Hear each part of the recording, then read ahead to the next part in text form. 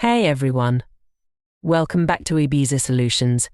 Today I'm going to show you how to edit the favorites bar in Seller Central to make your daily tasks easier and faster. Let's get started. First things first, go ahead and log in to your Seller Central account using your credentials. Once you're logged in, you'll be taken to the Seller Central homepage. At the top of your screen, you'll see the navigation bar. If you haven't customized your favorites bar yet, it will contain some default shortcuts. These shortcuts can be customized to suit your needs better. To start editing your favorites bar, navigate to the section you use frequently.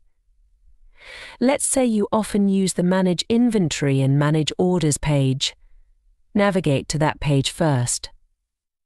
Once you're there, look to the right of the page title, and you'll see a bookmark icon. Click on this bookmark icon and this page will now appear in your favorites bar for easy access. If you want to remove an item from the favorites bar, simply click on the Edit button on the right side. You'll see a cross icon appear.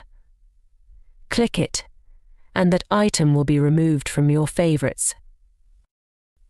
You can also reorder the items in your favorites bar to prioritize the tools you use most.